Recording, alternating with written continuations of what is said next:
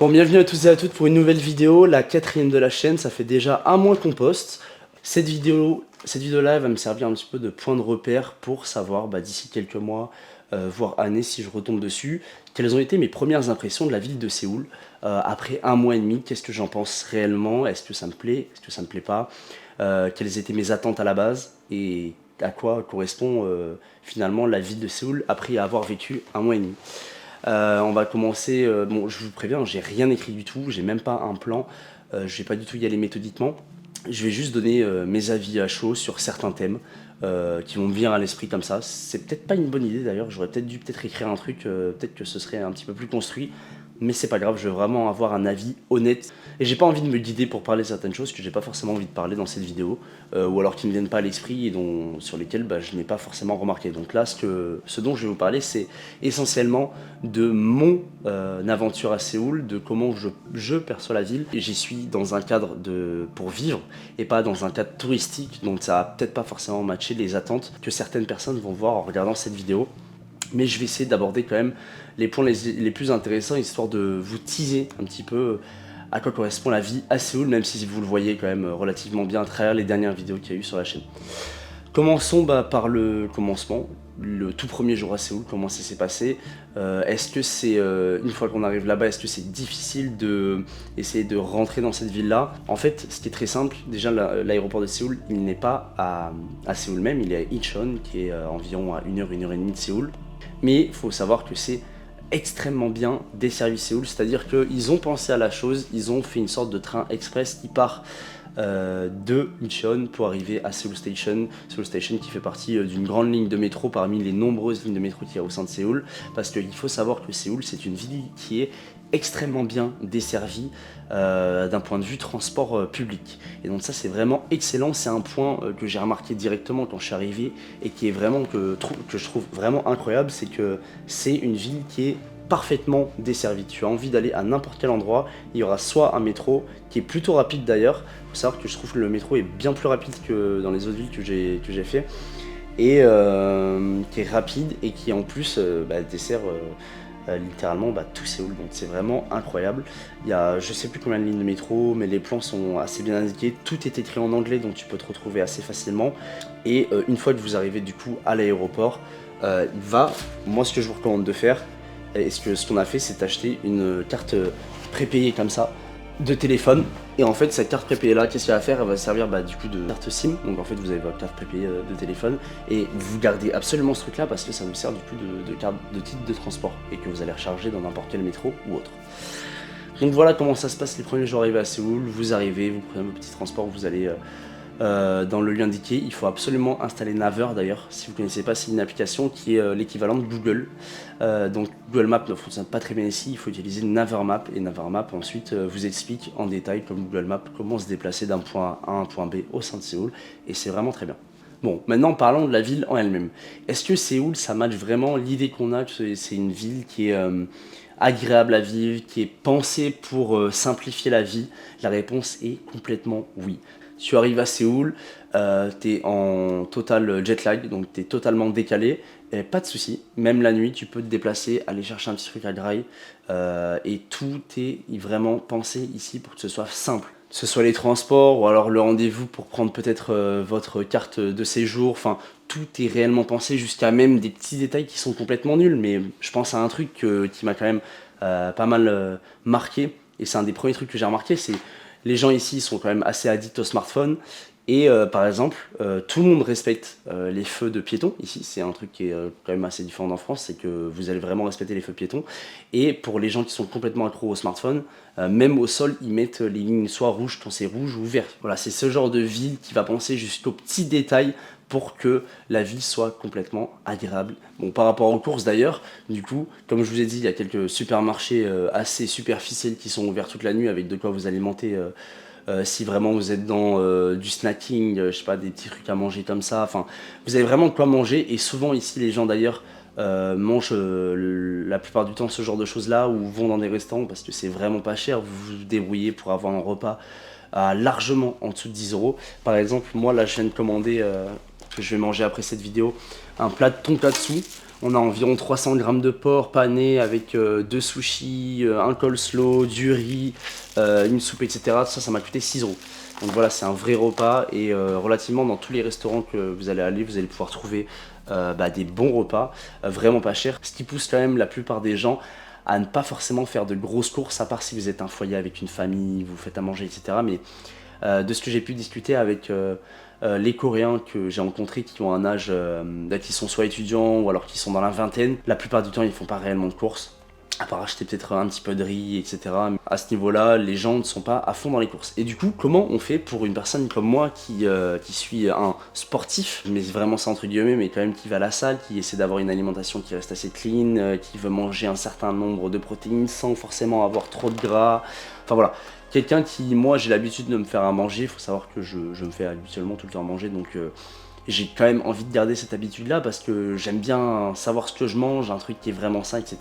Alors comment on fait du coup, comme vous l'avez vu dans la deuxième vidéo, il y a quand même des grands centres commerciaux qui vous permettent de faire des courses. Et ça c'est vraiment pas mal. Et il faut savoir que ces centres commerciaux là, déjà il y a des trucs qui sont super spéciaux et uniques à la Corée je trouve. C'est que sur la plupart des produits, il va toujours y avoir une offre. Allez, moi je vais dire environ 50% des produits est une offre, c'est-à-dire qu'un acheté un offert, deux acheter un offert, une réduction de prix, enfin voilà, il y a souvent ce genre de trucs là. Et vous retrouvez du coup à peut-être être un peu indiqué vers quoi vous allez vraiment acheter par rapport à ces réductions là, mais inconsciemment. Donc comme je vous l'ai dit, par rapport au rendez-vous, quand vous allez arriver ici et que vous allez vouloir rester un moment, il vous faut apply pour une carte de séjour. Cette carte de séjour là, elle va être très importante parce qu'elle va vous permettre d'ouvrir un compte en banque coréen qui est nécessaire pour quand même pas mal de choses par rapport au logement, par rapport à certains endroits où vous pouvez enfin principalement les consommations en ligne, vous allez avoir besoin d'une carte coréenne et vous servira également pour un numéro de téléphone, cette carte de séjour là. Donc toutes ces choses là sont quand même assez importantes et donc l'une des premières étapes à faire une fois que vous arrivez à Séoul et qu'on a fait quand même assez tard, c'est prendre rendez-vous pour cette carte de séjour là. C'est de notre faute, mais après honnêtement on ne se sert pas de toutes ces choses là qui soit achat en ligne. Numéro de téléphone, le nôtre marche quand même avec la carte prépayée parce qu'on a pris un abonnement un peu spécial. Et par contre elle marche pas pour certaines applications, il y a besoin d'une validation par numéro de téléphone. Ils ont des systèmes de vérification assez uniques ici en Corée et ces numéros de téléphone là ne marchent pas pour eux. Mais en tout cas ça nous a handicapé en rien, donc pour le moment pas de problème à ce niveau là, mais c'est une des choses qu'il faut penser absolument à faire qu'il faut absolument penser à faire vite une fois que vous arrivez à Séoul. Par rapport au logement, alors si vous venez simplement en vacances, pas de souci, vous prenez Airbnb, hôtel, tout va très bien se passer, mais je préfère vous prévenir pour les personnes qui ont pour plan d'habiter ici pour au moins un certain temps, donc quelques mois, il faut savoir que niveau logement c'est très unique en Corée. C'est-à-dire une chose, quand vous allez chercher des logements, je vous recommande de passer par des agences qui sont foreigners friendly, donc ces agences là elles vont vous aider très facilement à trouver des logements compatibles avec les étrangers sans qu'ils demandent des sommes astronomiques pour la caution. Alors quand je dis astronomique, je parle vraiment astronomique, des choses comme 30 000 euros. Parce que nous, notre caution, on l'a payé 7 500 euros, donc oui, je suis d'accord, ce genre de somme en France, c'est astronomique, mais je suis complètement d'accord avec vous, à moins que vous viviez dans un logement, mais de fou furieux. Mais ici à Séoul, 7 500 euros qui est environ 10 000 won, ça va être le prix, le prix plus ou moins d'une caution ici pour un appartement qui est quand même assez décent. Et même pour les appartements qui sont pas décents, plus ou moins le prix le moins cher que vous allez avoir à payer pour trouver un logement. Donc par rapport au logement, après, une fois que vous avez payé cette caution-là, le prix n'est pas exorbitant, ça dépend bien évidemment du quartier dans lequel vous allez vouloir habiter. Mais nous on a choisi par exemple Gangbok, qui est un quartier du coup où il n'y a presque aucun étranger honnêtement. On est dans un nouveau logement qui n'avait jamais été habité avant.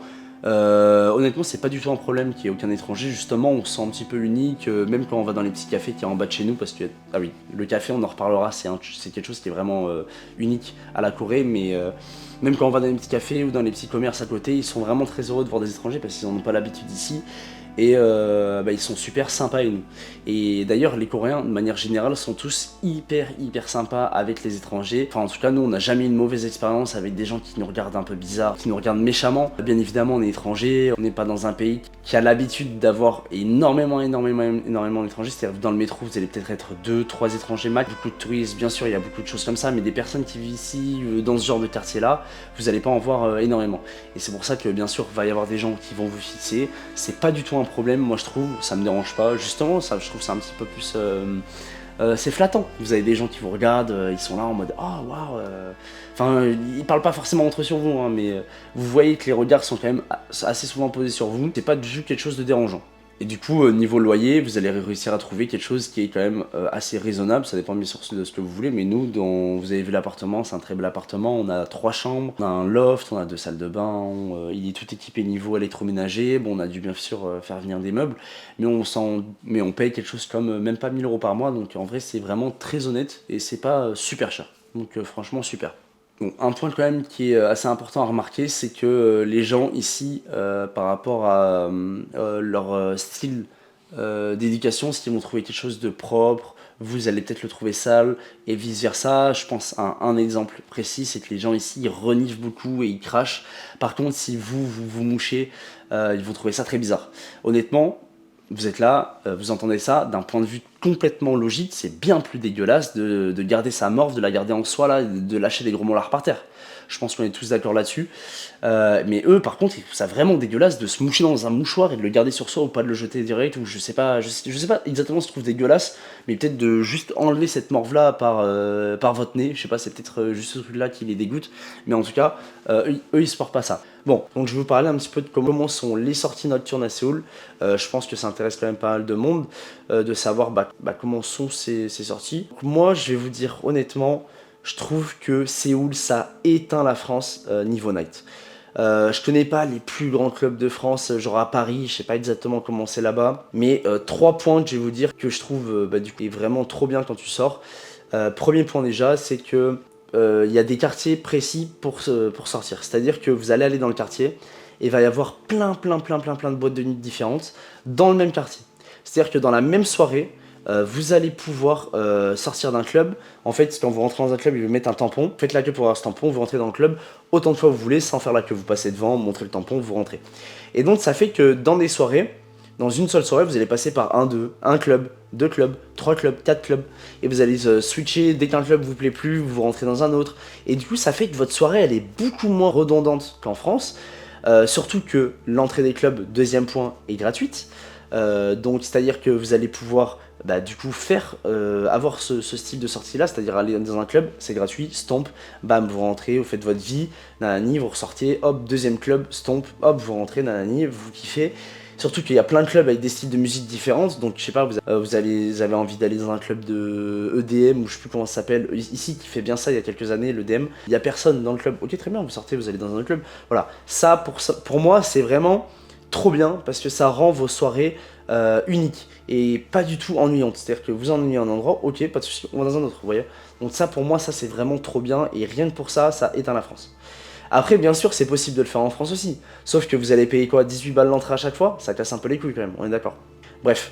Ensuite, vous pouvez... Déjà, vous êtes des étrangers ici. Il y a quand même pas mal d'étrangers, mais c'est-à-dire que vous allez pouvoir discuter avec les gens hyper facilement. Tout le monde est super sympa. C'est-à-dire que vous allez aller voir quelqu'un, ouais, j'aime bien ton outfit, ou n'importe quoi. Un petit compliment de merde. La personne, elle va pas être en mode, mais wesh, mais c'est qui ce mec, qu'est-ce qu'il me veut, il me drague, ou si vous parlez une meuf, ou alors un mec bizarre en mode, wesh, c'est qui ce gars, il est chelou, tu vois. Ça arrive quand même pas mal de fois en France, et rien que pour ça aussi, c'est vraiment trop bien. Mais ça, c'est pas juste un truc lié à la Corée, c'est un truc qui est lié par rapport à tous les pays étrangers, par rapport à la France. Pour avoir pas mal voyagé quand même, c'est un truc que j'ai quand même remarqué, c'est que quand vous êtes dans d'autres pays, il n'y a pas tout ce jugement un peu bizarre qu'il y a en France quand vous parlez à des gens. À moins que vous soyez très beau, quand vous êtes très beau et que vous parlez à quelqu'un, la plupart du temps, les gens vont être assez avenants avec vous. Mais il n'y a pas tout ce truc là, et vous pouvez parler à n'importe qui, c'est simple. Les gens ils sont là pour s'amuser, donc rien que pour ça aussi, c'est vraiment trop bien, et c'est pour ça que je kiffe sortir en soirée ici à Séoul. Bon, troisième point, on va les mettre ensemble. Troisième, ça c'est vraiment par rapport au club, c'est l'alcool qui est vraiment pas cher, à consommer avec modération. YouTube va mettre un strike si je dis pas ça. Et les musiques. Alors je trouve que les musiques, Bon, pour ceux qui me suivent, hein, qui me connaissent, vous savez que je viens de Toulouse, il n'y a pas énormément de clubs à Toulouse, ça met vraiment du bon hip-hop ou du bon rap US, des sons qui sont récents.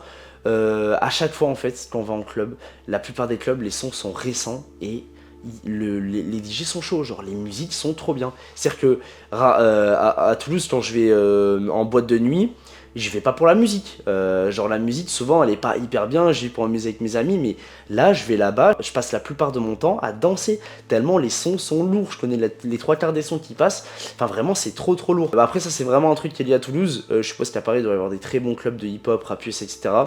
Mais en tout cas, là-bas, les musiques sont trop bien. Et tu cumules ça avec un alcool qui est pas très cher, du coup, bah, tu passes des super, super, super soirées. À consommer avec modération, on répète encore.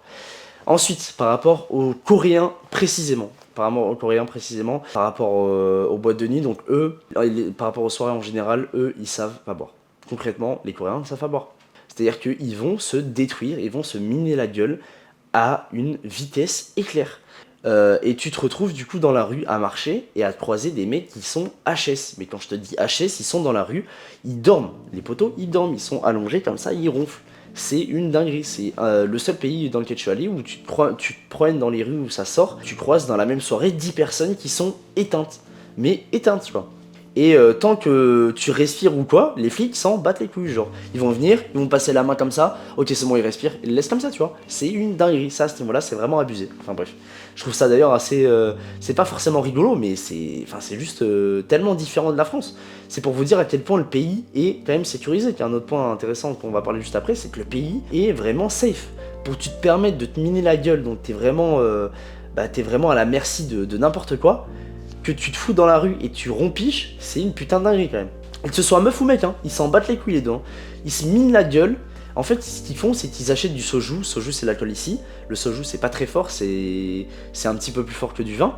Ils se minent la gueule à ça, c'est dégueulasse d'ailleurs, ça a le goût de la vodka. Ils prennent que des shots de soju, c'est horrible.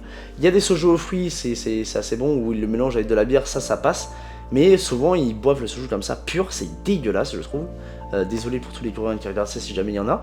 Je trouve que c'est ignoble, ça a vraiment le goût. Vous voyez le goût de la vodka pure, c'est ça, mais juste en moins fort. Et bon, bah, quitte à boire un truc dégueulasse comme la vodka, autant boire de la vodka fort, comme ça tu t'encules la gueule. Enfin, comme ça t'en prends pas beaucoup, et au moins ça te fait les mêmes effets que de boire 20 000 shots de soju ignoble. Enfin, bref. Et du coup, en fait, ils boivent super vite, et du coup, tu te retrouves dans des situations qui sont vraiment improbables. Autre chose, c'est que les Coréens sont super jaloux. Alors par rapport aux meufs, on va parler de meufs vite fait. Les meufs, elles sont super bizarres ici, c'est-à-dire qu'elles vont venir avec leur boule en boîte, elles vont venir danser avec toi, et après du coup ça va créer des situations vite fait d'embrouille, où le mec il va prendre sa go, et il va dire wesh mais tu fais quoi, ou enfin à la meuf, hein. Souvent ils viennent pas t'adresser à toi, mais les meufs s'en foutent. Et en fait il y a grave un truc de jalousie ici, un peu toxique, c'est-à-dire que je sais pas, tu vas parler à une meuf vite fait, exemple, hein, c'est pas du tout un cas personnel, mais par exemple, tu vas venir avec une meuf en soirée, la meuf elle va limite faire exprès d'aller danser avec d'autres boules en te regardant pour voir si ça te fait un truc, tu vois. Vous voyez un petit peu comment c'est toxique un peu aussi, bon du coup entre les meufs elles sont assez toxiques entre elles, hein, il y a beaucoup de jalousie, ça va faire, tu sais ils ont quand même un masque ici par rapport à ça. C'est-à-dire que ouais, elles vont dire quelque chose, mais en fait c'est pas du tout trop le cas entre elles, tu sais, elles vont dire non non mais vas-y, y a pas de souci, tu peux lui parler, alors qu'en fait elles en ont pas du tout envie.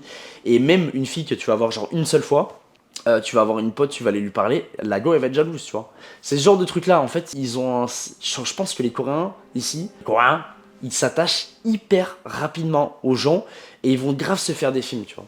Faut savoir qu'ici en Corée, au bout du premier date, ils se mettent en couple, ensuite ils apprennent à connaître la personne. C'est quel bail? Genre, je comprends pas le principe. Si tu te mets en couple, c'est parce que tu t'envisages quelque chose avec la personne. C'est-à-dire que tu dois connaître la personne. Tu dois savoir si vous matchez dans tous les sens du terme. Tu vois ce que je veux dire? Eux, non. Eux, ce qu'ils font, c'est ok, je me mets en couple. Comme ça, la personne, elle m'appartient. Ensuite, j'apprends à connaître la personne. Elle me plaît pas, ok, je la tège, tu vois. Bizarre un peu. Un peu bizarre. Enfin bref, c'est mon avis là-dessus. Vous me dites ce que vous en pensez, mais je trouve ça un peu quand même. C'est bizarre. C'est mon avis. Et du coup, ouais, les meufs hyper jalouses et les mecs aussi hyper jaloux. Donc ils vont voir la meuf parler à quelqu'un, ils vont aller faire le mec toxique, ils vont aller parler à une autre meuf, ils vont la regarder. Il y a grave ce truc de... Je sais même pas comment expliquer, mais ça fait une ambiance un peu bizarre entre Coréens où t'as l'impression qu'ils sont tous là en train d'essayer de se rendre jaloux, d'avoir un esprit un peu toxique. Après, c'est pas tous les Coréens qui sont comme ça honnêtement, mais de ce que moi j'ai pu observer après 1 mois et demi en étant ici, c'est que, bah ouais, il y en a pas mal qui sont comme ça. Bon, après... par rapport du coup d'un point de vue genre voyage, lieu à voir, etc. Il y en a énormément. Tout est super beau.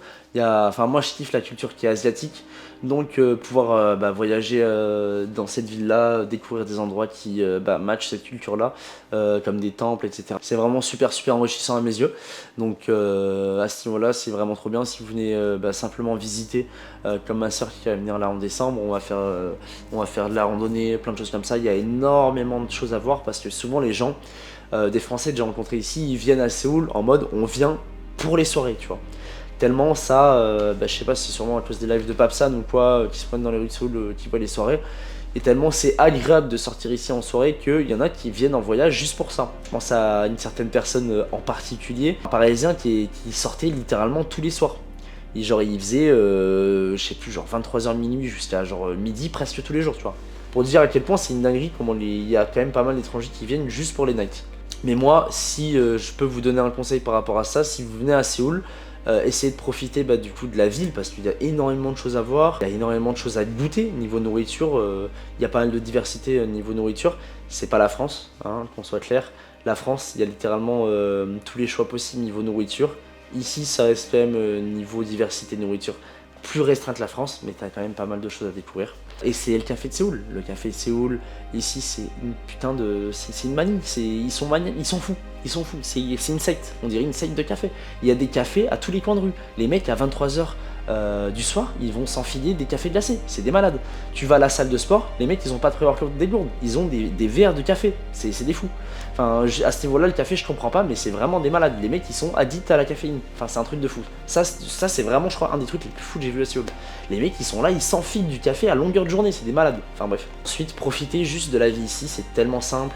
Vous allez voir, le temps passe super vite. J'ai même pas l'impression que ça fait 1 mois et demi. Et avec les aménagements, avec les projets, avec ci, avec ça, forcément ça passe vite. Mais c'est tellement agréable de vivre ici. J'ai pas eu tout le mal du pays, je me sens super bien ici, c'est trop bien. Pour répondre par rapport aux gens qui disent que les Coréens pètent dans la rue et rôdent dans la rue, c'est pas vrai. J'ai jamais vu un Coréen péter dans la rue.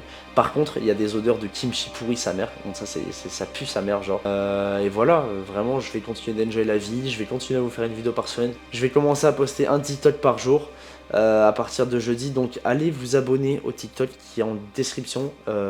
C'était mon ancien compte qui s'appelait Dr TBL, qui avait percé un petit peu avec le chat. Maintenant c'est le Bigs parce que je me renomme comme ça. Vous abonnez pas au compte le Bigs sur Insta parce qu'il est banni pour le moment, même si je peux juste plus y accéder, je sais pas pourquoi. Donc j'en ai créé un nouveau qui s'appelle le Bigs avec 2 Z. Donc ceux qui sont intéressés de s'abonner à Insta pour suivre les aventures en story, n'hésitez pas. Mais en tout cas, j'espère que la vidéo vous a plu. N'hésitez pas à vous abonner, c'est hyper intéressant. Je vois qu'il y a du monde qui regarde les vidéos, qui like, etc. Mais il n'y a pas tant de monde qui s'abonne, donc il faut s'abonner. Je vois le nombre de personnes qui regardent les vidéos et qui ne s'abonnent pas. Donc abonnez-vous. Et lâchez un like, un petit commentaire, dites-moi ce que vous avez pensé de la vidéo, quels points sont intéressants pour vous, quels points ne le sont pas. Et on se retrouve du coup la semaine prochaine, jeudi prochain, pour une vidéo et qui sera probablement celle-là sur Lotte World. Lotte World qui est un parc d'attractions dans lequel on va aller dimanche et je pense qu'on aura assez de rush pour sortir une vidéo la semaine prochaine. C'était le Bids, on se dit à très bientôt et ciao.